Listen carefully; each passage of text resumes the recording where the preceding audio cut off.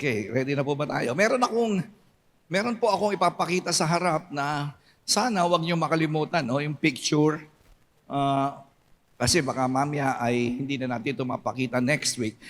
Yung picture po na yan ay sana ma-register sa isip natin. Kasi yan po ay picture ng buhay mo.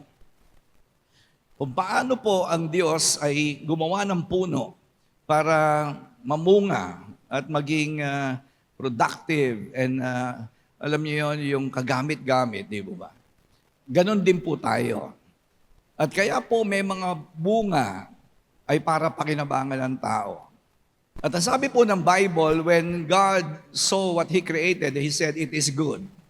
Bakit? Kasi yung isda lumalangoy, di ba? Nang makita po ng Lord yung isda, bakit niya po nilikha ang isda? Para lumangoy, siyempre.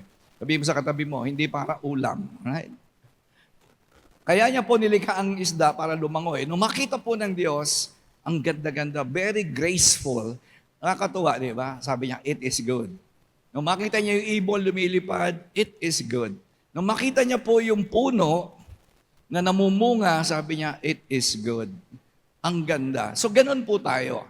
Nilikha po tayo ng Diyos para pagtingin ng Diyos sa atin, sabihin niya, it is good. Kaya meron pong verse sa Bible na it's not good for man to be alone. Tama? Hindi maganda na ang katulad mo at katulad ko, nilikha ka ng Diyos, pinatawad ang kasalanan mo sa cross, at ngayon, nandito ka na ngayon, at walang bunga ang buhay mo. It is not good. Sabi ni Jesus, unless a kernel of wheat falls to the ground and dies, it will remain alone. Maliban na ang trigo, ang butil ng trigo ay malaglag sa lupa at mamatay, mananatili siyang mag-isa. And it is not good. Mamimili ka. Pag tumingin ng Diyos sa'yo, masasabi ba niyang it is good or it is not good? Katulad po ng puno, ganyan tayo. Dapat pag tumingin ng Diyos sa nilikha niya, katulad ni Pastor Rudy, ako po'y 37 years na po akong sumusunod kay Jesus. Hindi po sa pagyayabang. Namungab naman po ako kahit papaano. Dahil gusto ko po, pag tumitingin ng Diyos sa akin, araw-araw, hindi linggo-linggo Gusto ko pag tumingin ng Diyos sa akin ng Lunes, Martes, Biyernes, gano'n, sabihin niya, it is good. Bakit po? Kasi lumalalim yung ugat mo sa pananampalataya. Hello? Lumalalim yung ugat. Habang lumalalim ang ugat mo sa pananampalataya, tumataas ang ugat mo. And no, huwag kayong magpakamatay sa pagkita ng pera. Okay? Sabi ni Jesus, unahin mo na.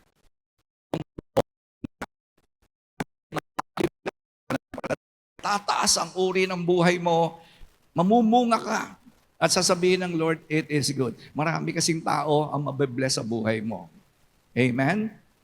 Wala hong taong pinanganak para sa sarili lang niya. Kaya ka pinanganak upang mabunga ka at sasabihin ng Diyos, wow, ang ganda ng buhay nitong anak ko na to. Dati tuyong-tuyo. Kaya pag hindi lumalalim ang ugat mo, kahit magsimba ka pa na magsimba, wala hong mangyayari. Kahit magtrabaho ka na magtrabaho, walang mangyayari. Kahit magdasal ka pa na magdasal, wala hong mangyayari. Dapat po lahat ng ginagawa natin, para po yan, lumalim ang ating pananampalataya. Ibig sabihin, papalapit sa Diyos. Hello? Papalapit ka sa Diyos, lumalalim. At habang napapalapit tayo sa Diyos, tumataas yung uri ng buhay natin. Nagiging pagpapala po tayo. At higit sa lahat, natutuwa ang Diyos. Amen po ba? So ngayon po tayo nag-aaral sa Book of Romans. Tulad po, nag-start na tayo last Sunday. Tutuloy po natin ngayon, pero re-reviewin ko lang yung ating mga diniscuss last week, Romans 1, 2, and 3. Ito po,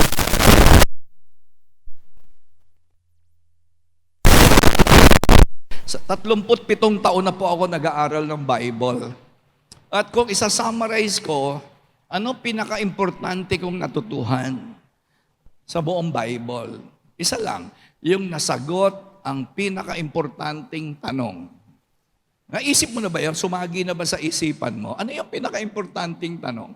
Hindi yung hindi paano ako gagaling sa sakit, Saan ako mag-aaral, yung anak ko, paano ako makakabayad sa utang. Hindi po yun, hindi po yun.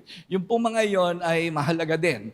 Pero the most, ang ibig kong sabihin, pinaka. Ang pinaka-importanting tanong sa Bible is this: how can a simple person like me and you be made right with the Holy God? Yan po ang pinakamalaking problema ng tao. Yan talaga. Hindi pera, hindi socio-economics, hindi politics. Hindi ho talaga. Ang pinakamalaking problema ng tao, mula nung ipanganak ka at ako, ay paano yung katulad natin, di ba? Na mga makasalanan, maluloko tayo eh. Sigurado po, ang dami nating ginawang kalokohan mula nung nagkaisip tayo, di ba? Paano yan? May Diyos po na banal. Paano tayo marireconcile? Paano po tayo magiging maayos? Yan ang gusto ko sa Bible. Lalo po dito sa Book of Romans. Kasi dito po sa Book of Romans, sinagot po yung pinaka-importanting tanong na yan. Right? Wala po kasi kung pakialam gano'n kung maraming pera, konti ang pera, maganda ang damit, luma ang kotse, bago ang kotse. Hindi ho gano'ng importante sa akin yon. Ang pinaka-importante sa akin, 37 years ago, nagsimula na pong magbago isip ko. Dati kasi nung araw, alam po ninyo, nung araw, kasi gabi na po ngayon, no? Gabi na. Alright. Nung araw po kasi, ang pinakamahalaga sa akin, pera, sex, babae, alak, bisyo, right? Pleasure, bakasyon, kumain, matulog, magpakasarap. Yan po ang pinaka-importante sa akin noon. Pero 37 years ago, nung nagkakilala po kami ng Panginoong Jesus personally, hindi pa simba-simba lang. Hindi ko lang siya nakikita sa dingding, no? Hindi ko lang po siya nakikita sa dingding na nakapako o kaya may picture siya sa wallet ko. Hindi yung gano'n.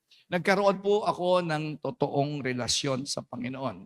Hindi religion hindi religion.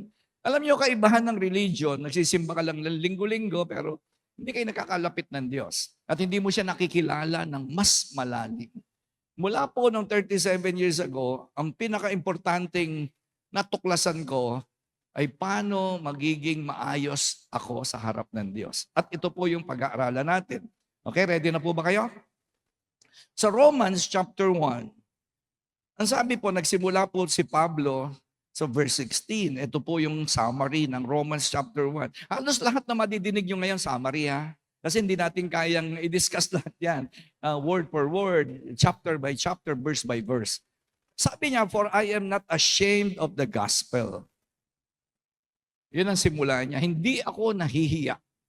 Okay? Sa ebanghelyo. Alam niyo, ba't niya sinabi yun? Kasi nakakulong po siya dahil sa gospel. Diba? Yun po ang background niyan. Kaya po siya nakakulong at siya pinapersecute at kaya marami nagagalit sa kanya ay dahil sa ebanghelyo, sa salita ng Diyos, sa Bible. Sabi niya, because it is the power of God that brings salvation to everyone who believes. Dahil ito po ay kapangyarihan ng Diyos sa ikaliligtas sa lahat ng maniniwala. Kahit ano pong ganda ng testimony. Alam niyo po, nung ako po'y bagong na born again ako, ang dami nag-iimbita sa akin sa mga iba't ibang simbahan. Kasi po, kilala po ako, salbahe ko, marami akong pera. Marami ho nakakakilala sa akin. Nung nalaman nila na ako po'y na born again, ang dami nag-iimbita sa akin, iba-ibang simbahan, sa iba-ibang lugar, para lang magkwento ng aking buhay. Ano nangyari, di ba? Bakit ako nalasenggo, adik ako sa pornography, ako ay sexually immoral, mahilig ako makipag-sex sa mga hindi ko asawa, di ba? Yun po ang buhay ko. Sugarol, lasing ako everyday. Ano nangyari?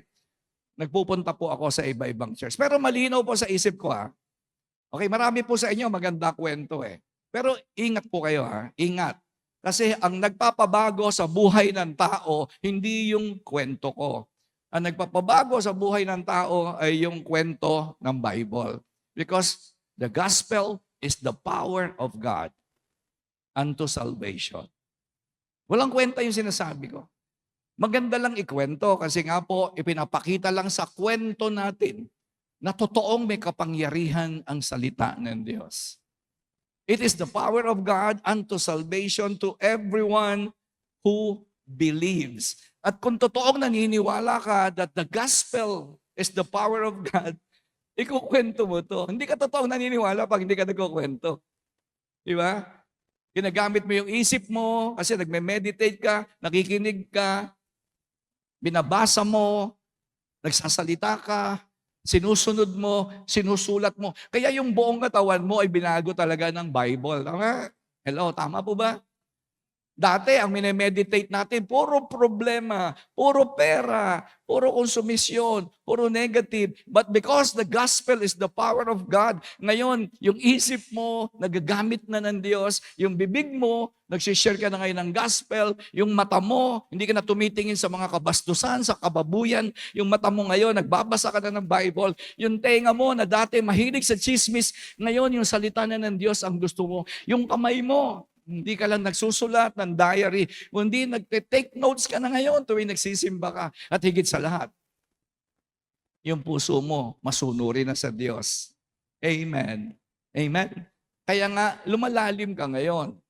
Because the power of God is resting on the gospel. At ito po ay kaligtasan. Naintindihan po ba natin? That's Romans number 1. Alright? Romans number 2. Ano po ang sabi po ng Romans chapter 2? Isang verse lang po. For it is not those who hear the law who are righteous in God's sight, but it is those who obey. Sabihin mo nga, obey. Nilinaw po ni Pablo sa kanyang panulat sa Roma na hindi po matuwid sa Diyos ang mga nakikinig. Hindi ho matuwid sa Diyos ang mga nagsusulat ng salita ng Diyos. Hindi ho matuwid yung mga nagme-memorize ng verses. Hindi ka magiging matuwid dahil nagsasalita ka ng salita ng Diyos. Ang matuwid daw ay yung mga sumusunod sa salita ng Diyos. Dahil nasa puso mo ang salita ng Diyos. Amen po ba? Siyempre, kung nasa puso mo ang salita ng Diyos, alam nga namang hindi ka nagsusulat. Alam nga namang nasa puso mo, hindi ka nagbabasa. Alam nga namang nasa puso mo salita ng Diyos, hindi ka nakikinig. Yung iba kasi ganito problema. Sabi ng Romans chapter 2, hindi po ako may sabi niya na, ito po kasi may problema tayo dito. Nagsisimba ka, tama? Hindi mo naman sinusunod. So may problema ka talaga. Nakikinig ka, tama? Nadidinig niyo mo ba ako? Tingnan mo yung katabi mo, kung bingi. Tingnan mo, kung bingi. Nakakadinig ka, tama? So wala tayong problema sa hearing. Ang problema mo, hindi hearing, obeying. Kaya yung Romans chapter 2, sinabi ni Pablo, bakit hanggang ngayon magulo pa rin buhay mo? Nagsisimba ka naman. Nagtataka ba kayo? Bakit lagi nagsisimba sama ng ugali? Kasi hindi naman mababago ugali mo pag nagsimba ka nakinig ka, nagbasa ka pa nga nag-aleluya ka pa nga nagsulat pa. Bita mo yung katabi mo, nagte-take notes pa. Sabi mo sa katabi mo, ba't hindi ka nababago? Kasi ang sabi po ng Bible, ang totoong matuwid sa harap ng Diyos ay hindi yung nagsusulat, nakikinig, nagsasalita, nagbabasa, kundi yung sumusunod sa utos ng Diyos. Hello, nandiyan pa po ba tayo? Okay? Kaya marami ka makakakita ng simba, adik pa rin. Sabi mo sa katabi mo, mabuti na lang, walang pulis ngayon dito. Mabuti na lang, hindi ka natokhang. Pero okay lang magsimba yung mga adik Okay lang magsimba ang mga sugarol, okay lang magsimba ang mga sinungaling, mga magnanakaw. Maganda nga mapuno itong simbahan na ito ng mga masasamang tao Sabi mo sa katabi mo, oy, welcome. Sabi mo sa katabi mo, welcome. Alright? Kasi dapat talaga magsimba ka para makadinig, para pumasok sa utak mo, and then masunod mo. Right? Kaya ako po dati, addict po ako. Dati lasing ako everyday. Lasing po talaga ako, 20 taon. Pero dahil pumasok ang salita ng Diyos, pumunta rito at higit sa lahat, sa biyaya ng Diyos, sumunod po ako, paunti-unti. At kaya po, ang sabi ng Bible, sino yung matuwid? Yung sumusunod. That's number 2. Sa Romans chapter 3, bibilisan ko hanggang number 3 po tayo last Sunday, di po ba? Ito po yung verdict. Sabihin mo nga, verdict. Actually, ito po yung pinaka-importanting verse sa buong Bible. Kung maniniwala po kayo sa akin, ito po ang pinaka-importanting 3 verses, okay? Sa buong Bible. Siyempre, meron namang greatest, meron namang important, pero ito po ang tawag ko rito, ito po yung pinaka-important nga. Romans chapter 3, 10 to 12. As it is written, nasusulat yan ha. Ibig sabihin, hindi ito po ito pwedeng labanan. Kasi si Satanas ang sinabihan dyan di ba? Sino ba sinabihan ni Jesus ng, oy, nasusulat? Si Satanas. Bakit? Meron kasi kumukontra sa salita ng Diyos. Kaya nga, it is written. Pag it is written, wala kang katwiran. Huwag ka ng mga twiran. Huwag mong i-bend the law. Tama? Huwag mong baluktutin yung nakasulat. Nakasulat nga Ang gumagawa lang po noon si Satanas. Okay? Ibig sabihin, marami kasi tayong katwiran, di ba? Ay, pastor, ba't ako pupunta ang impyerno? Nagsisimba ako tuwing linggo. Hindi nga yung nagsisimba tuwing linggo, pupunta ng langit. Kasi it is written.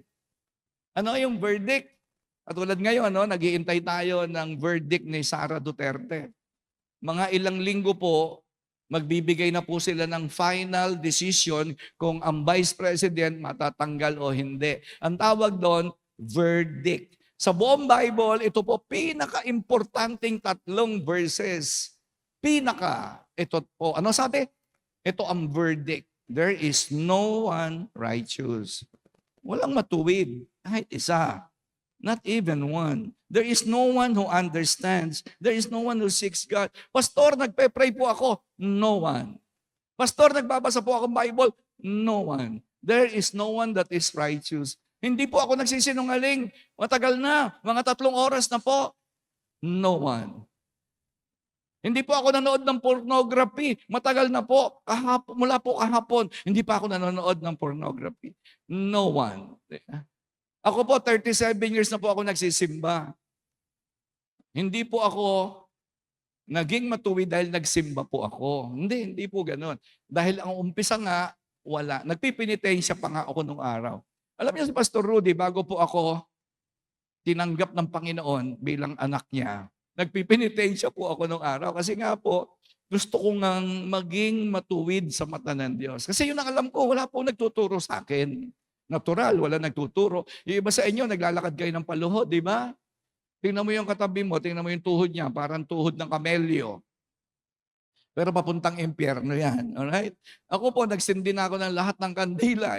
Lahat ng kandila, nasindihan ko na po nung araw. Puti, asul, dilaw, pula. Pag may kinukulam ako, itim. Itim na kandila ang aking sinisindihan. Opo, totoo po yun. At sa maniwala kayo hindi, nasimbahan ko na po ang halos lahat ng simbahan sa Luzon, Visayas, Mindanao. Ganun po ako karelihiyoso. Bakit? Kasi nga meron nag-iisip ako Sabi ko, ano kaya? Ano ba tingin sa akin ng Diyos? May tanong ako na hindi ko masagot-sagot. Kasi kahit anong simba ko, kahit anong penitensya ko, kahit anong bigay ko ng malaki sa simbahan, parang may nagsasabi sa akin, walang kwenta lahat yan. Hindi ko na maalam. Hindi ko alam kung ano gagawin ko. Kaya alam nyo, sa totoo lang po, noong 1990, ang plano ko po noon, magpapapako na po ako sa krus. Kasi nagsawa na po ako sa kapipinitensya. Nagsasawa na ako. Sabi ko, ano ba to? Boring naman to tuwing Biyernes Santo. Tapos balik ako sa inuman, balik ako sa pambababae, balik ako sa sugal. Wala rin nagbabago. Kaya sabi ko, sa 1 taon, magpapapako ako sa krus. Buti na lang, sabi ni Lord, oy Rudy, tigil mo na yung kalokohan mo. Na born again po ako November 1989. At naintindihan ko po na kahit ano pala ginagawa ko, eto na pala ang verdict. Kahit ano. Buti na lang. Sabihin mo sa katabi mo, buti na lang. Merong susunod na mga talata. Ang sabi, verse 24, verse 23, for all have sinned and fall short of the glory of God. Lahat ay hindi umabot sa kalwalatian ng Diyos. Banal nga siya. Tama? Banal nga ang Diyos. Pwede ba magsama yung langis sa tubig? Hindi pwede magsama yung langis sa tubig. Walang makakagawa nun. Pwede ba magsama yung liwanag tsaka dilim? Hindi nga ho pwede. Kahit ano gawin mo nga, imposible. Kaya sabi, all have sinned and fall short. Kahit ibigay ko pa yung lahat ng pera ko, hindi pa rin ako pupuntang langit. Kahit magpenitensya ako, magpapako sa krus, maglakad ako ng paluhod, wag akong magsinungaling, mamundok ako. Tamo yung iba ginagawa namumundok. Bakit namumundok yung iba? Para wag daw silang magkasala. Para daw mapalayo sila sa modern system of this. Di ba napapansin? May namumundok, tama? Mga 2 months para daw maging mabait sila. Hindi nga wala nga mangyayari sa'yo kahit ano gawin mo Kaya nga may susunod na verse. And all are justified freely by His grace through the redemption that came by. Naku, grabe, ang hirap kausap nito mga tao ngayong umaga. Ano kasunod? By Christ Jesus. Justified. Ano ibig sabihin ng justified? Sa mga hindi nagbabasa ng Bible, ang ibig sabihin po ng justified sa Tagalog, it's a theological term. Okay, may Greek word po yan, na root ang origin. Ang ibig sabihin dyan, hindi lang po pinatawad, pinawalang sala. Ang ibig sabihin ng pinawalang sala, listen, makinig po kayo. Ang ibig sabihin yan, Bible na yan, no verse, hindi ka nagkasala kailanman. Yun ang tingin ng Diyos sa iyo. Wow! Sabihin mo nga sa katabi mo, wow. Yan ang meaning ng word na justified. Hindi forgiven lang. Alam nyo, pag ako po, pumupunta ako ng NBI clearance, kasi yearly yun expired. 1 year lang NBI clearance, sama? Madalas ako po kumukuha niya kasi sa akin lisensya, sa pagkakasal, o kaya may mga dokumento. Lagi pong lumalabas sa NBI yung record ko. Yung po ay mga 40 years ago. Lalabas talaga lagi yon, yung physical injury, slight physical injury, frustrated homicides, damage to property. May mga kaso lumalabas. Nako, hindi talaga nabubura po yun. Hindi nabubura. Kahit kayo, yung mga magulang ko, alam nila yung aking kalokohan. Hindi nila nakakalimutan yun. Pero sa Diyos, ang ibig sabihin ito ng Book of Romans, kaya maganda nag-aaral kayo ng Bible. Kasi iba po sa inyo, born again ka na, lagi mo pa rin iniisip yung nakaraan mong kasalanan. Pero mo pinatawad ka na ng Diyos, sarili mo, hindi mo mapatawad. Maraming ganyan. Maraming ganyan dito sa Dulos. Huwag na sa ibang church.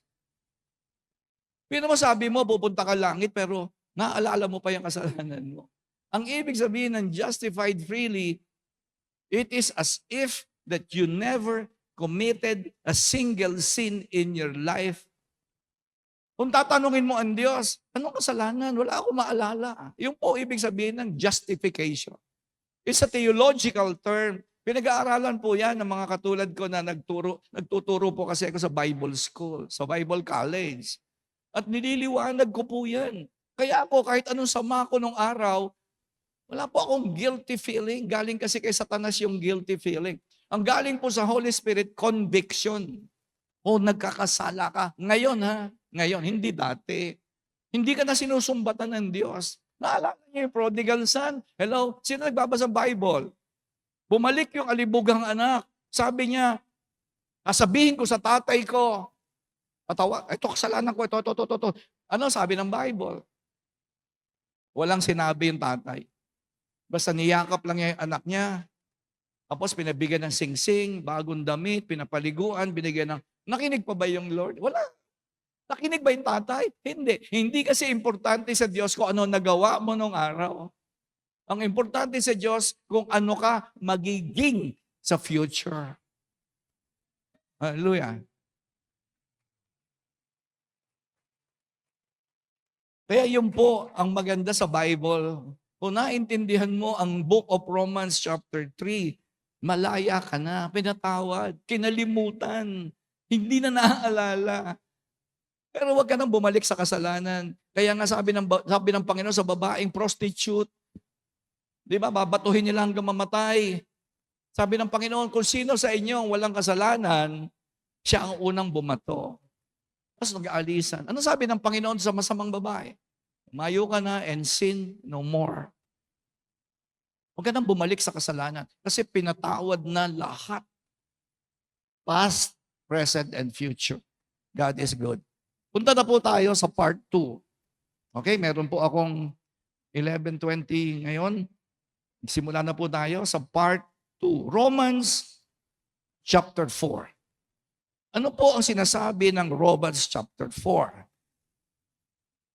Verses 1 to 3. Binanggit niya po rito si Abraham. Ang pinag-uusapan po kasi dito, mga kapatid, ano ba nakakapagligtas? Yung mabubuti mong ginawa o yung pananampalataya? Yun po ang issue rito, ha? Are you following? Nakikinig po ba kayo? Ang pinag-uusapan po, pinapaliwanag sa Roma Kapitulo 4, kasi hanggang ngayon may mga nagdidebate pa po rito.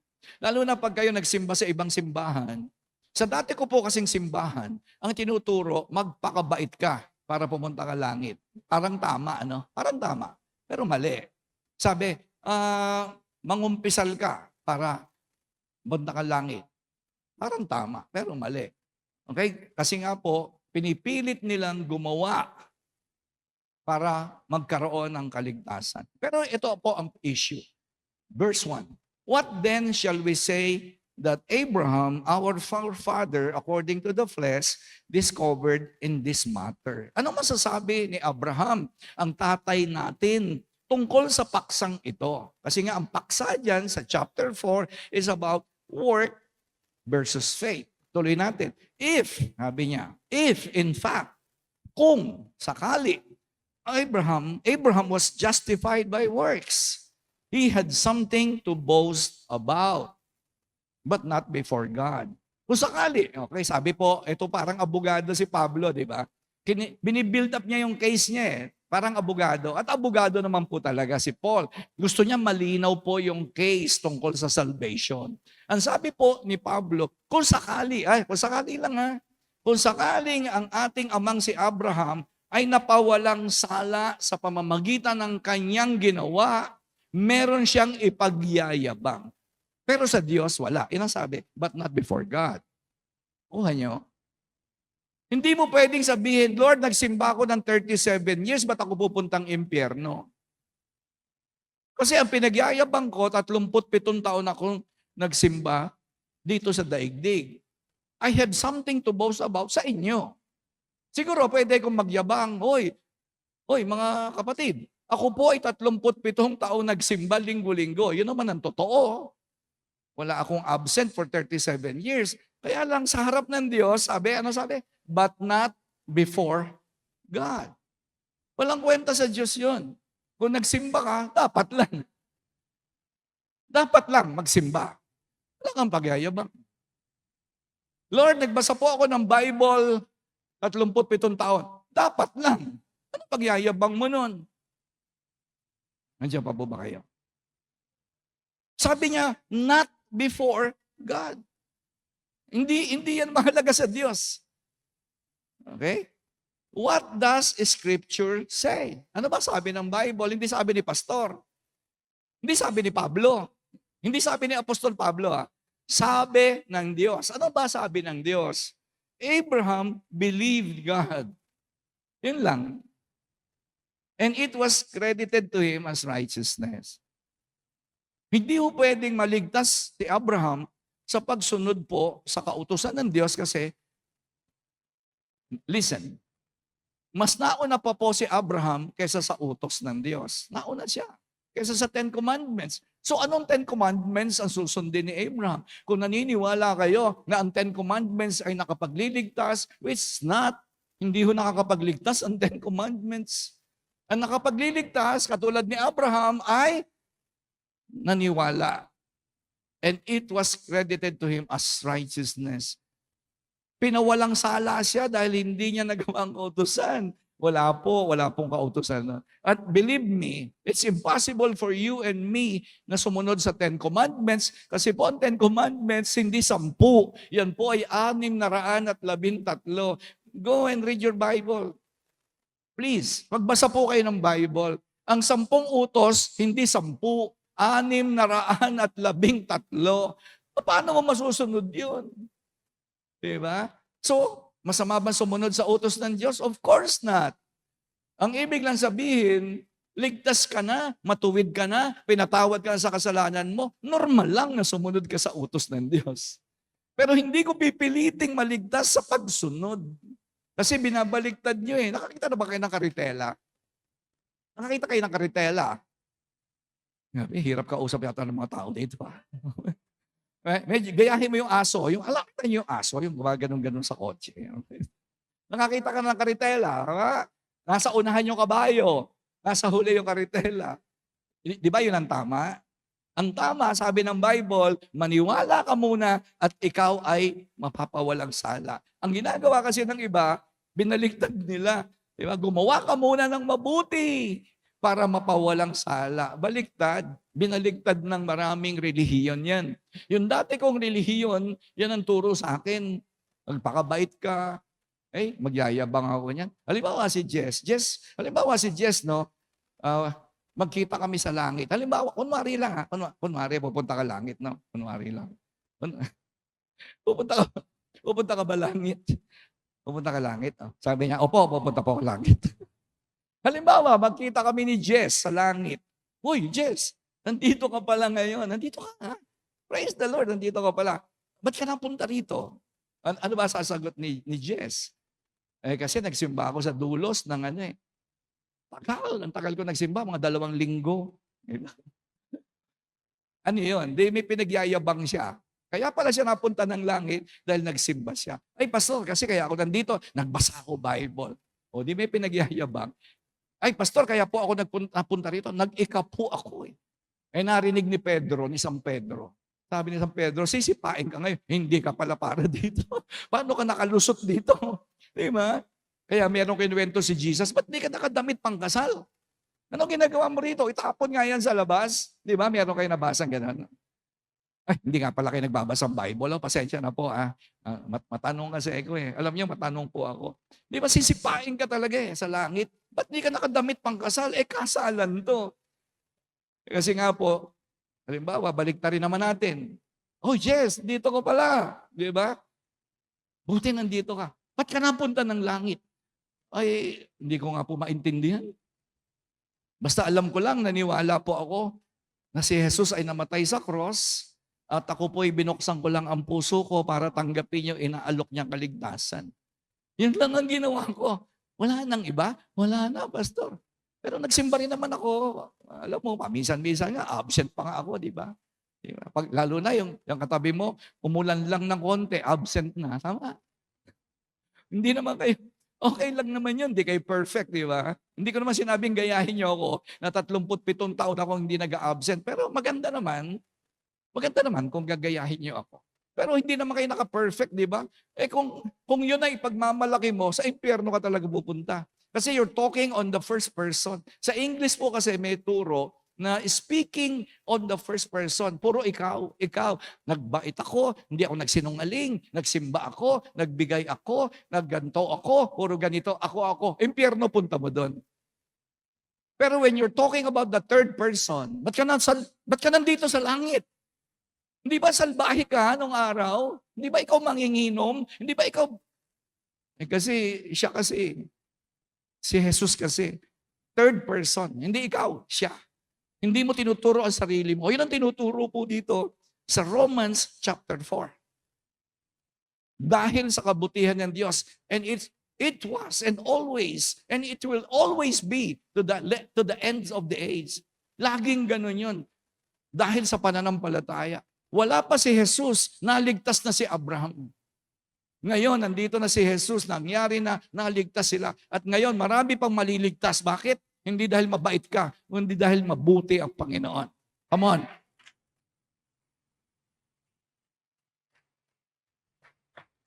The same God in the Old Testament.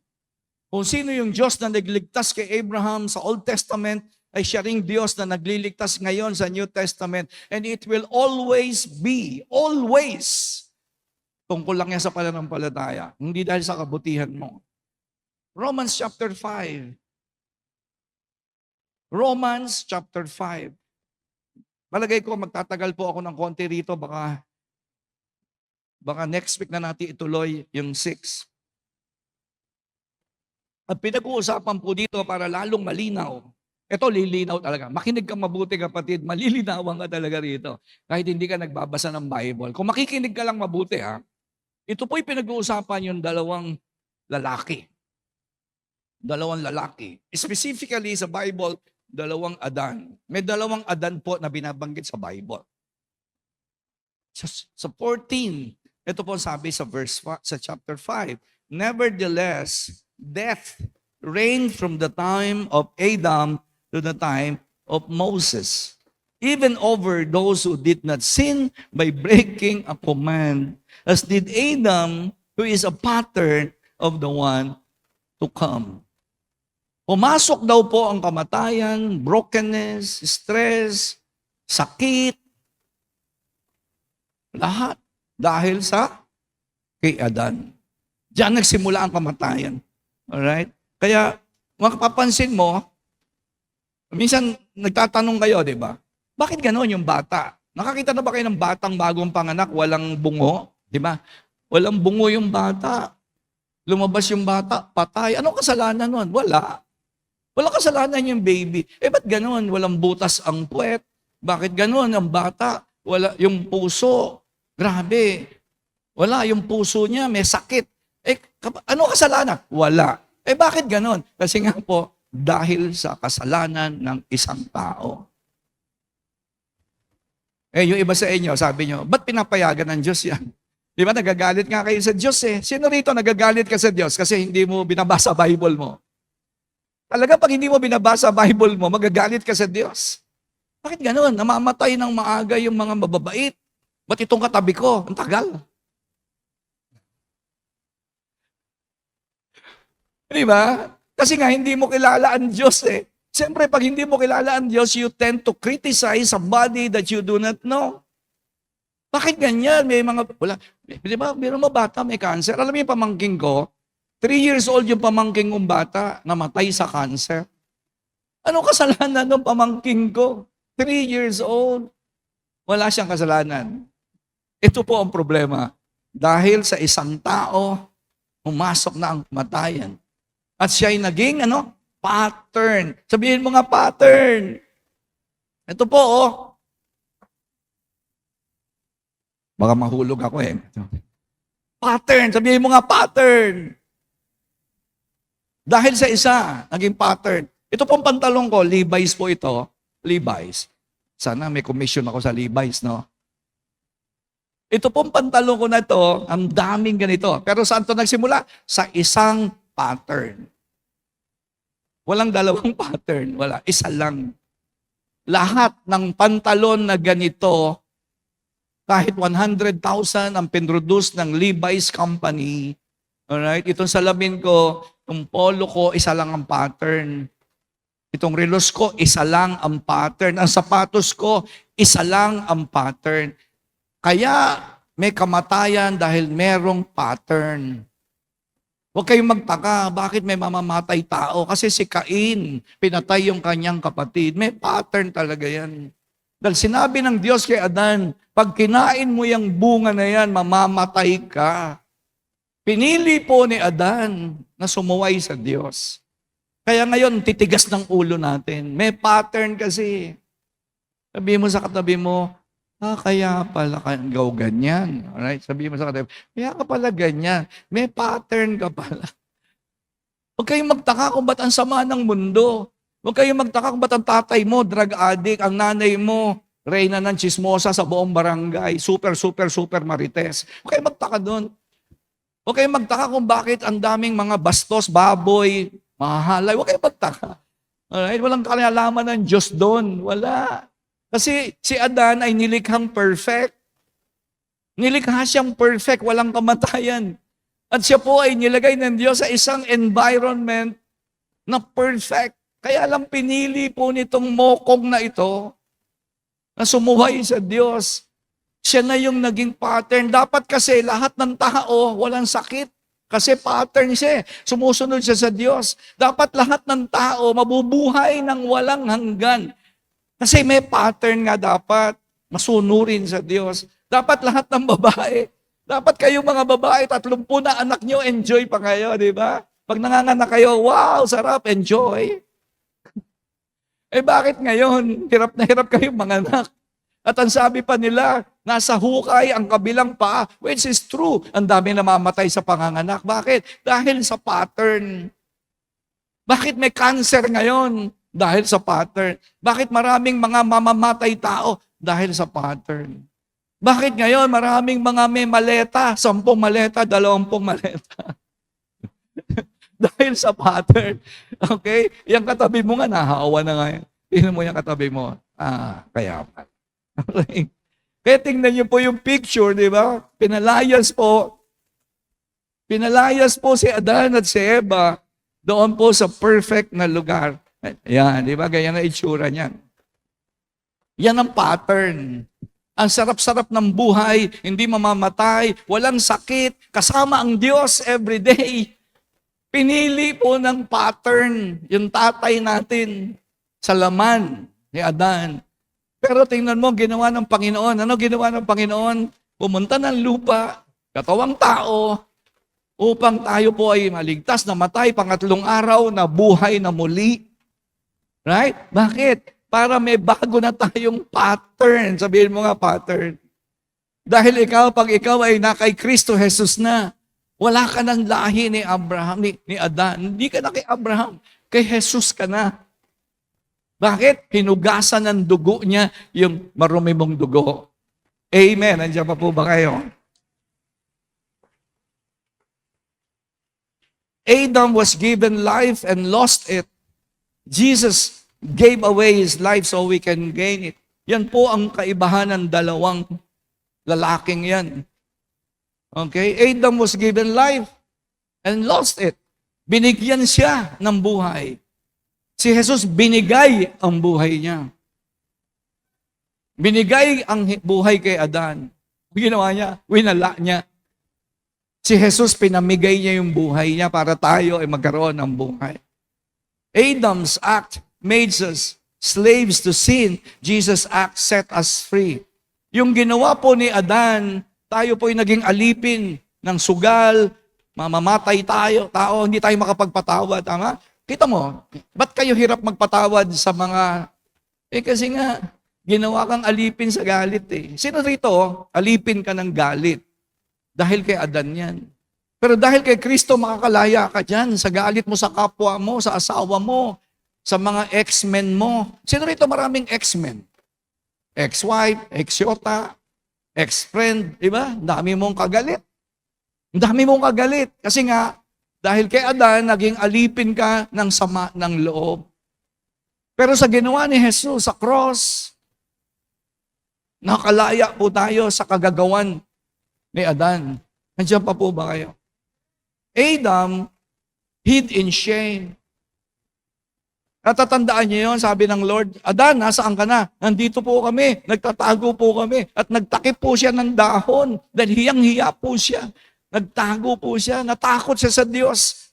Lumayo siya, natakot siya sa boses ng Diyos. Sino rito kilala mo, ayaw na makinig ng salita ng Diyos? Ay, Bible na naman. Ayoko na yan. Bible, kalokohan lang yan. Di ba? Ayaw nila ng boses ng Diyos. Ganun po kasi nangyari sa kanila. Dahil nalahian ka ni Adan, dahil ang nananalaytay sa dugo mo ay dugo ni Adan, ayaw mo ngayon sa simbahan, ayaw mo sa Bible. Magsisimba ka pa minsan siguro. Pag napipilitan ka lang, pag may problema ka lang. Pero ayaw mo magbasa ng Bible because you don't want to hear the voice of God. Ayaw mo ng salita ng Diyos. Di ba ganyan na nangyari kay Adan? Nagtago. Nung marinig nila ang boses ng Diyos, lalaki, nasaan ka? Naku, takot na takot, di ba? Sino rito hanggang ngayon, ayaw mo ng salita ng Diyos? Nagtatago ka. Di ba? Ayaw mo nang may makaalam ng ginawa mong kahihiyan. Kasi may tinatago ka. Pero yung ginawa ng Panginoon, pinunit niya po, natandaan nyo, nung mamatay siya sa cross, napunit po yung kortina. Pinunit niya po yung kortina upang tayo ay makapasok na mayroong confidence sa presensya ng Panginoon. Hindi na ako takot sa boses ng Diyos ngayon. Hindi na ako takot sa boses ng Diyos. Actually, gustong-gusto kong makadinig ng boses ng Diyos. I want to hear preaching. I want to hear the Word of God. Kaya pag meron nagpipreach, kung hindi ako nagpipreach, gustong-gusto kong makinig. Kasi hindi na ako nagtatago sa Diyos. Kasi nililinis ako ng Diyos habang ako'y nagsasalita. Nakikinig, nililinis ako ng Panginoon. Hindi katulad nung dati, nagtatago ako. Kaya lang ako magsisimba. Kasi nga, gusto ko lang mangumpisal dahil ang bigat-bigat na nang dinadala ko. Pero pagkatapos ko mangumunyon, balik na naman ako sa dati kong kasalanan. Mag-iipon na naman ako ng kasalanan. Balik lang. Hindi ako nakakalaya. 37 years na po ako hindi umiinom ng alak. Nakalaya ako sa alak. Araw-araw lasing ako, 20 taon. 37 taon na po ako hindi nanonood ng pornography. Grabe. Ang magazine ko po ng Kababuyan, Playboy, Penthouse, Hustler, grabe. Sinunog ko lahat yon. Sinunog ko po lahat yung mga babasahin ko ng mga babaeng nakahubad, nag-i-intercourse. Ang dami kong BHS. Teka, baka hindi alam ng Gen Z yun, BHS. Si Brother Dano, alam niya yung BHS, no? Yung ganito kalalaki na pinapasok mo sa machine. Kasi ako, hindi ko inabot yun eh. Ngayon kasi USB na ngayon, nandiyan na yung millions and millions. Dati kasi nung panahon ni Dano, yung pelikula, andun sa VHS, tapos medyo tumaas, yung cassette tape, lumiit na cassette tape. Tapos naging CD, tama? Tapos, grabe talaga. Pero nung panahon ni Dano, ang dami kong ganun, Diyos ko po. Hindi ko mabilang yung sinunog ko na VHS tape na puro kabastusan. Puro sex. Sex ng lalaki sa lalaki. Sex ng babae sa babae. Nanonood ako niyan. Diyos ko po, sabi ko, salamat. Ngayon, hindi na ako nagtatago sa Diyos. Dati kasi magsisimba ako pero manonood ako, di ba? Ano ginagawa yung taguan? Simbahan. Hello? Sino rito nagtatago ka pa hanggang ngayon? Sisimba ka para kahit paano. Pero paglabas mo, manonood ka na naman ng kabastusan. Ama? Sisimba ka, tapos magmumura ka na naman sa... Nakakapagod. Alam niyo, nakakapagod yan.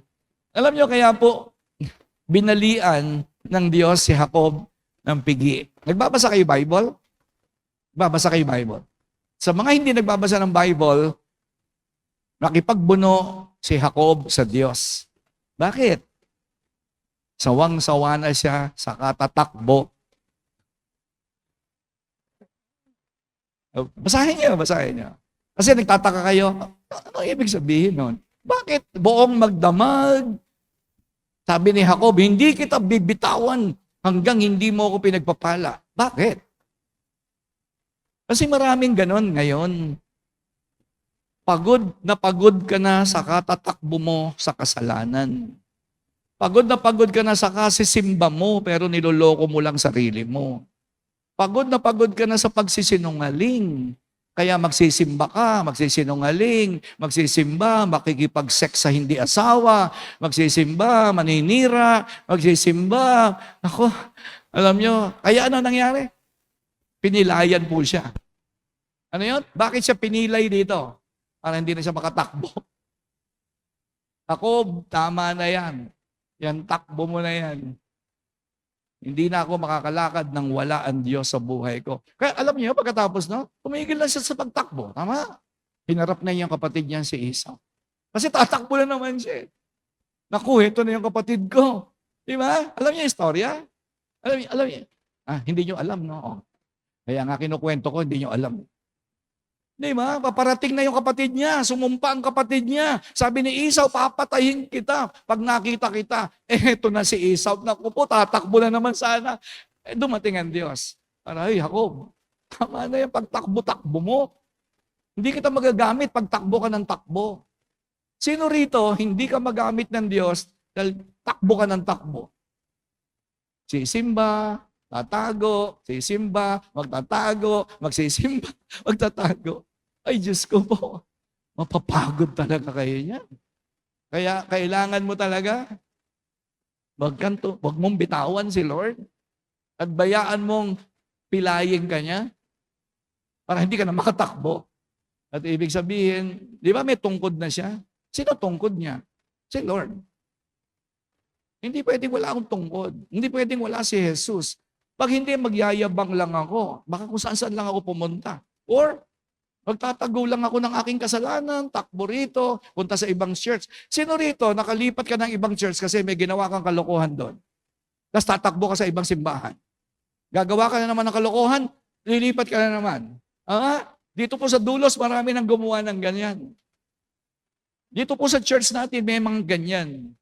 Tatakbo sila sa ibang simbahan nung walang nakakakilala sa kanila. Sabihin mo nga sa katabi mo, dito pa lang magbagong buhay ka na. Sige, sabihin mo sa katabi mo, dito pa lang magbagong buhay ka na. Pag hindi, pipilayang kita. Alam niyo ba yung mga tupa? Alam niyo yung tupa, pag matigas ulo, ano ginagawa ng pastol? Pinipilayan po yon. Minor lang, minor.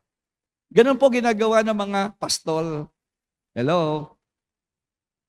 Kaya minsan si Lord, dahil sa tigas ng ulo mo, pipilayan ka talaga. Para pag pilay ka na, hindi ka na makakatakbo sa kanya. Kaya ang ginagawa po ng mga tupa, ng mga pastol, pinipilayan po yan o maliliit na daliri. Para bubuhatin na lang sila, hindi na sila makakatakbo. Hello? 1 Corinthians chapter 15 verse 22. Ano sabi ng 1 Corinthians? For us in Adam all die. So in Christ all will be made alive. Grabe yung verse na yan. Alam nyo, yung verse na yan, hindi po yan theological na verse. Ito po ay invitation. Invitation. Kung meron po nag-imbita sa inyo rito, pasalamat kayo sa nag-imbita sa inyo dito. Sinadinig mo ang salita ng Diyos. Ito pong verse na ito, hindi po ito about theological discourse. No, hindi. Ito po yung invitation. Ang sabi, kung ikaw, hanggang ngayon, si Adan pa rin ang pinanggalingan mo na alam mo, lahi ka pa rin ni Adan, mamamatay ka. Pero dahil pinili mo si Jesus na maging daluyan ng iyong buhay, hindi ka mamamatay. Kaya isipin po ninyo kung ano ginawa ng Panginoon. Kung gaano. The first Adam gave you breath. The second Adam gave us eternal life. Yung unang Adan, galing sa kanya yung oxygen. Pero sa pangalawang Adan, sa kanya galing ang buhay na walang hanggan. Kaya huwag niyo isipin na kaya po dumating si Jesus sa buhay mo is to fix your problem. No, hindi po ako na born again para i-fix ni Jesus yung problem ko. Dumating po si Jesus sa buhay ko upang gawin akong brand new person. Hindi ako tinapal-tapalan ni Jesus. May butas dito, tapal. May butas dito, tapal. No, ang sabi ng Bible, anyone who is in Christ is a new creation. The old has gone and the new has come.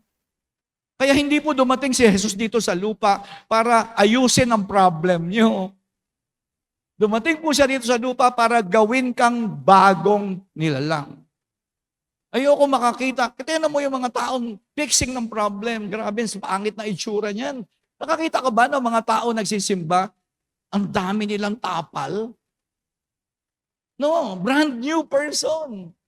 Hindi ka nakamukha ng dati. Andiyan ka pa ba? Hello? The question is not whether you are believing. The question is that, have you received the gift of life that Jesus is offering? It's an invitation for you na magbukas ng puso kay Jesus at tanggapin yung binibigay niyang regalo ng buhay na walang hanggan. You don't tell people to surrender their lives. Please, dulos. Huwag niyo sasabihin sa tao, isuko mo buhay mo kay Jesus. Huwag niyo sasabihin yun. Hindi niya kaya yun. Hindi niya kayang isuko ang buhay niya. Bibig, kaya niya? Hindi. Mata? Hindi. Tenga? Hindi. Hindi niya kayang isuko. Ang pwede niya lang gawin ay buksan ang puso niya at tanggapin ang inaalok na libreng regalo ng buhay na walang hanggan. And then while you are growing in the faith, ngayon habang ako po 37 taon na, naisuko ko na po yung bibig ko sa Diyos. Kasi 37 years na eh. Di ba? Kaya yung iba nagmumura, nagsisimba, nagmumura. Kasi hindi niya maisuko yung bibig niya eh. Pero habang ikaw ay lumalalim sa pananampalataya, now, meron ka ng self-control. Ang ibig sabihin ng self-control, surrendered life. Sabihin mo nga, surrendered life. Ang mga nakasuko ang buhay, ito yung may self-control. It's impossible for you to surrender, which is something that you don't have a self-control over. Pag sinabing self-control sa fruit of the Spirit, handa ka nang isurrender ang bibig mo. Hindi na nagmumura yan, hindi na nagsisinungaling.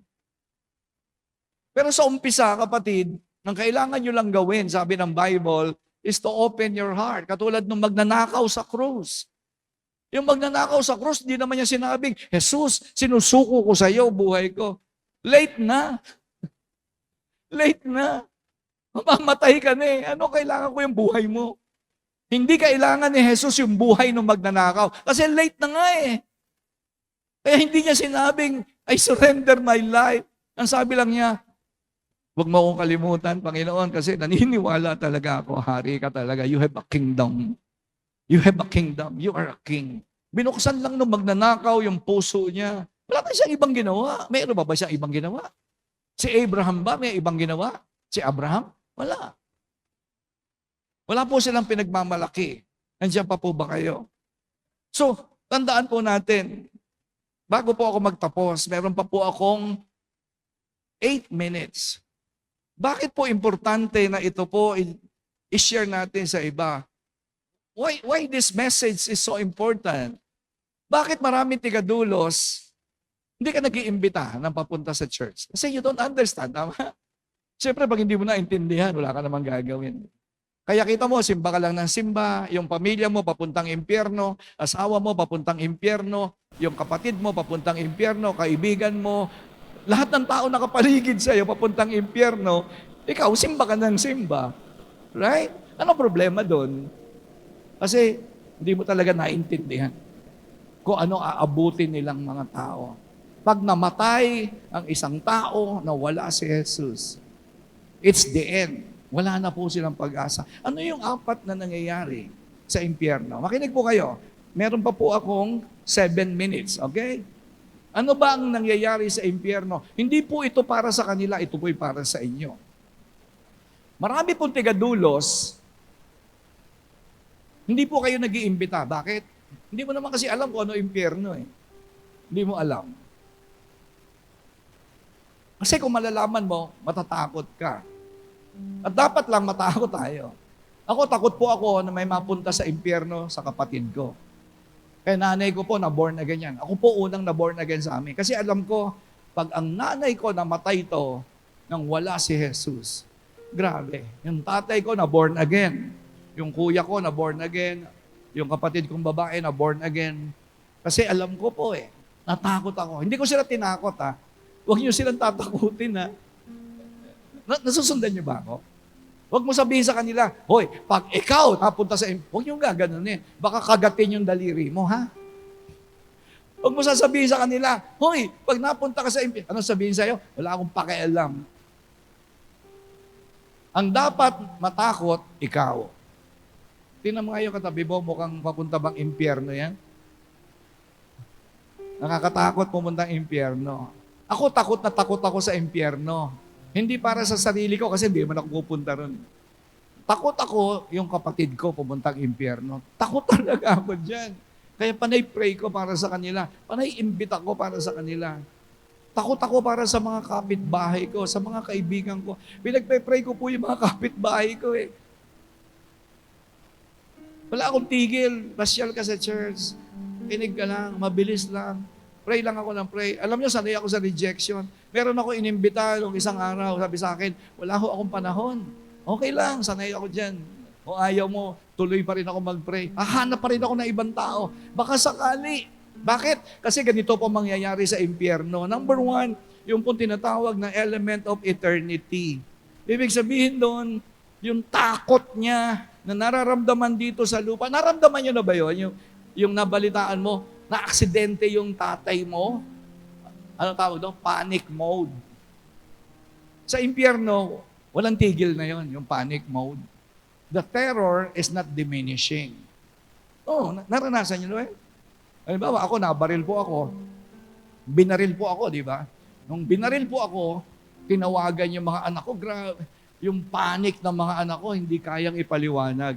Ganun po ang mangyayari sa kanila sa impyerno. Walang tigil na takot. Terror. Terror all the time, every day. Walang katapusang takot.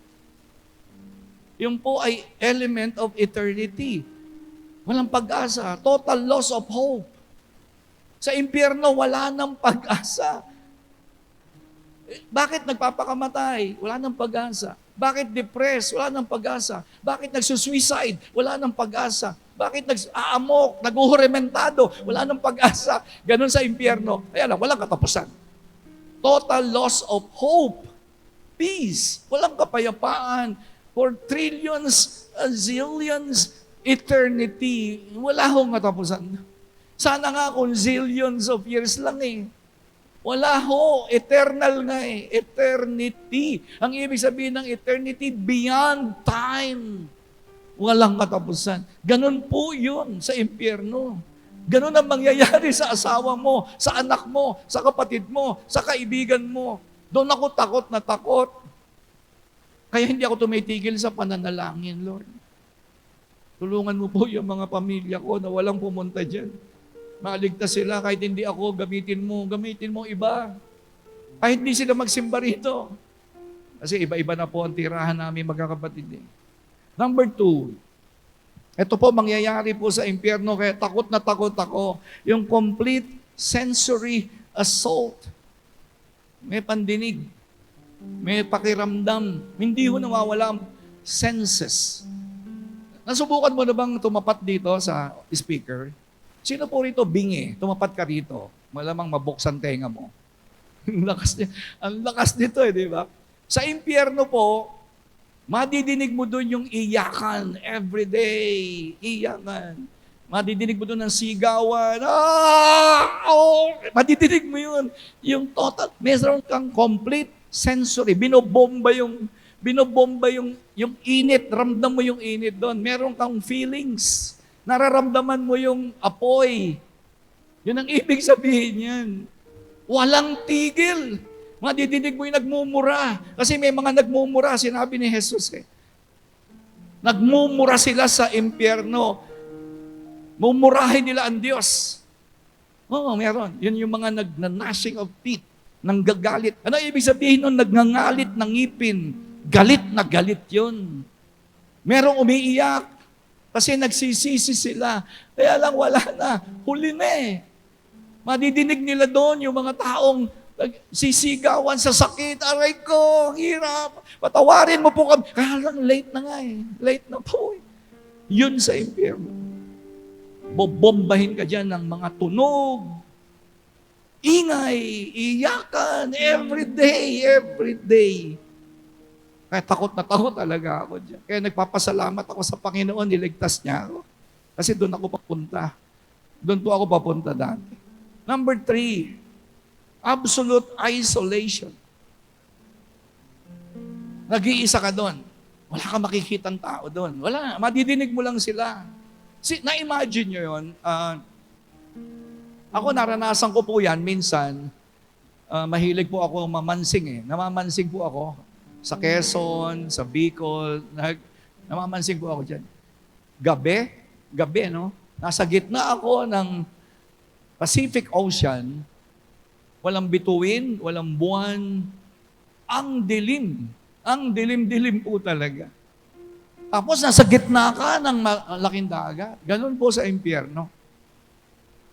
Absolute isolation. Nag-iisa ka pero nadidinig mo sa paligid mo yung mga nagsisigawan, nagmumura, galit na galit, umiiyak sa sakit, humihingi ng awa. Madidinig mo lahat yan. Pero madilim madilim. May apoy pero walang madilim. May apoy po doon pero madilim. Mararamdaman mo yung apoy. Yung po sabi ng Bible, hindi ako may sabi niyan. Ganun po mangyayari. Kaya nga, kinuwento ko sa inyo, di ba? Pag tinanong mo yung pinakawalang ya sa Muntinlupa, Bilibid Prison. May mga kaibigan po kasi ako, mga ex-convict. Sabi ko sa kanila, kasi pumatay sila, di ba? Nakapatay, ayan, mga salbahe. Sabi ko sa kanila, ano kinatatakutan mo sa loob ng bilangguan? Sabi niya, alam mo, Pastor, lahat, wala akong kinatatakutan, di ako takot mamatay, di ako takot na makipagsapakan, hindi ako takot na babambo. Isa lang kinatatakutan ko, wag lang akong ipasok sa Bartolina. Ano yung Bartolina? Sa English po, solitary confinement. Yung po ay maliit na kwarto para sa matitigas ang ulong bilanggo doon. Mga 1 linggo ka, 2 linggo, 1 buwan ka ron, walang liwanag. Walang liwanag doon. Tapos wala kang madidinig kahit huni ng ibon, kahit yapak wala kang madidinig doon. Grabe, basag na basag sila doon. Paglabas nila doon, may katawan pero yung kaluluwa, durog na durog. Sabi niya, ayoko nang bumalik dyan. Kaya takot na takot yan, yung mga kriminal. Diyos ko po, isipin nyo, yung mahal mo sa buhay, mapupunta dyan. Walang katapusan na nag-iisa na lang siya. It was not designed for you to be separated from God. Hindi talaga. Hindi talaga yan. Ang pangarap ng Diyos, makasama natin siya ng pangwalang hanggan. Sa impyerno, walang Diyos. Walang pamilya. Walang kaibigan. Puro iyak lang madidinig mo doon. At panghuli, pwede po ba tumayo po tayo? Panghuli, ito po mangyayari sa impyerno, kaya sabi ko nga, mga tigadulos, matakot naman kayo. Hindi sila ang dapat matakot kasi wala naman takot yan. Alam mo yung mga gumagawa ng masama, wala naman takot yan eh. Ikaw ang dapat matakot. Alam mo, hindi ka nag-i-invite. Di ba may mga bakante tayong upuan dito sa... Kasi bawat isang tao na maupo sa bakanting upuan, isang potential na saved souls. Potential yon. Hindi pa sure. Okay? Hindi sure. Pag umupo yan sa mga bakanting upuan sa tabi nyo, isa yung potential na maging Christian. At maililigtas mo siya dito sa mga bagay. Ano yung pang-apat? Total regret. Mabubuhay sila doon na naaalala nila ang kasalanan nila. Kasi hindi mawawala ang memory. Sa kabilang buhay, hindi mawawala ang memory. Sa langit, may enhance. Right? May enhance. Mabubuksan ang isip mo doon sa langit. Pero yung pangit, wala na yon. Kasi binura na nga po. Pero sa impyerno, ang mga pupunta ng impyerno, walang katapusang pagsisisi. Bakit hindi ako nakinig? Bakit hindi ako nagsimba? Bakit hindi ko naisuko? Ba't hindi ko naibigay ang buhay ko sa Panginoon? Yun po ang totoo doon. Sa lahat ng pupunta ng impyerno, walang katapusan po yan na maaalala po nila yung nakaraan nilang buhay. Lahat ng kasalanan mo, ultimo yung pinakamaliit mong pagsisinungaling, yung pagbabasa mo ng kabastusan, yung panonood mo ng pornography, yung iyong pagmumura, yung paglaban mo sa magulang mo, yung pagdadaya mo sa trabaho mo, lahat yon mararanasan nila. Kaya nga namatay si Jesus sa cross. Ngayon, naintindihan mo na sana. Sana naintindihan mo, no? Grabe, kaya pala ganun ang ginawa ng Panginoon. Na isang Diyos, nagkatawang tao. Kasi ang problema, ginawa ng tao, kaya kailangan solvein ng tao. Hindi masosolve ng Diyos kung nasa langit siya. Naintindihan niyo ba yun?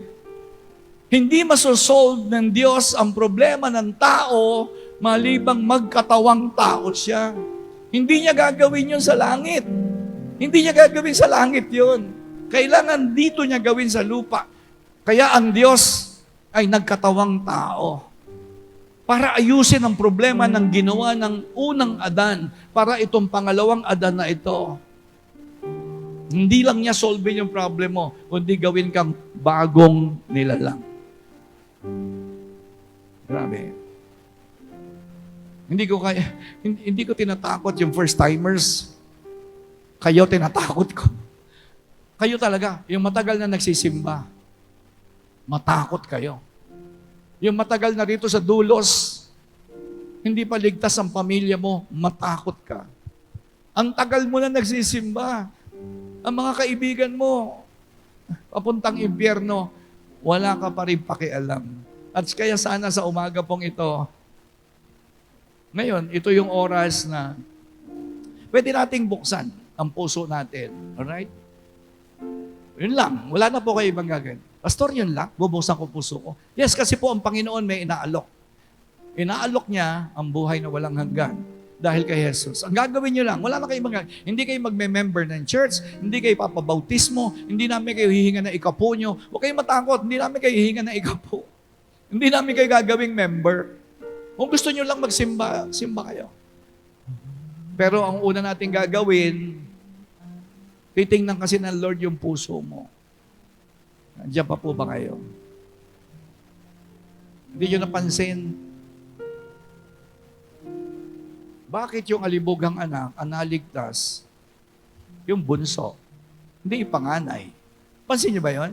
Prodigal son? Bakit yung panganay, hindi niya maintindihan? Bakit yung bunso? Sa Bible, minsan napansin ko ba't si Abel, hindi si Cain? Bakit si Jacob, hindi si Esau, mga panganayan? Bakit si David, hindi si Eliab? Di ba? Bakit merong ugali ang Diyos na yung bata, yung bunso? Bakit itong alibugang anak, bunso, tinanggap ng Panginoon, ginamit? Bakit hindi yung panganay na anak? Kasi mga kapatid, ang magmamana ng kaharian ng Diyos at mga blessing, hindi ho yung mga nauna. Kaya may naunang nahuhuli, may nahuhuling nauna. Pero ang magmamana ng lahat ng pangako ng Diyos, hindi yung nauna, kundi yung mga umuwi sa bahay ng tatay niya. Those who come home to his father. It's not the one who comes first, but those who come home. Umuwi ka na sa tatay mo ngayon, kapatid. Kasi totoo lang, nag-iintay po ang tatay natin. Nag-iintay. Hindi mo kailangan magsalita na ng kung ano-ano. Ang kailangan lang, buksan mo lang ang puso mo, Lord, I want to come home. Di ba? Pagod na ako sa katatakbo. Pagod na ako sa katatakbo, tatay. Pagod na ako sa katatago. Again, kahit ngayon pa lang, hindi po yan sa patagalan sa simbahan. Hindi yung nauna sa inyo sa dulos, kundi yung mga umuwi sa kanyang tatay. Kaya ngayon po, may invitation po ang Holy Spirit sa inyo that you come home. Okay, mapagod ka na. Mapagod ka na sa katatakbo mo, sa katatago mo. Nag-iintay ang tatay. Kaya nga sabi ng Bible, nung makita niya yung kanyang anak, ang layo-layo pa, tumakbo na ang tatay. Bakit? Ibig sabihin, nag-iintay. Bakit niya nakita yung anak niya? Layo-layo. Ibig sabihin, nag-iintay talaga yung tatay.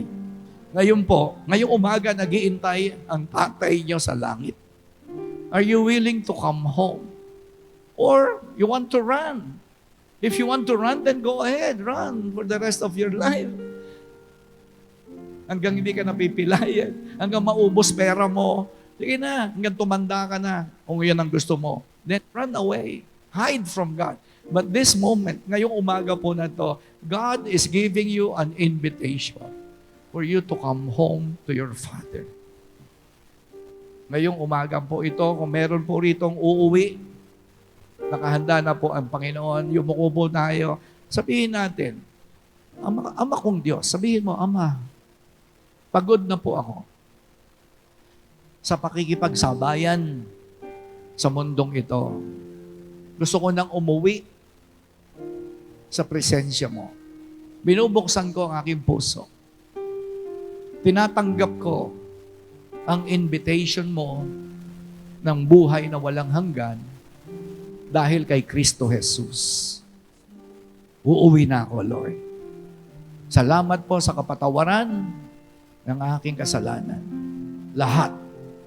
Salamat, hindi ko na po daranasin ang dinadanas ng maraming tao na malayo sa iyo. May sabihin mo, Panginoong Jesus, salamat sa ginawa mo sa krus. Thank you, Lord. Gamitin mo ako, baguhin mo ako. In Jesus' name we pray.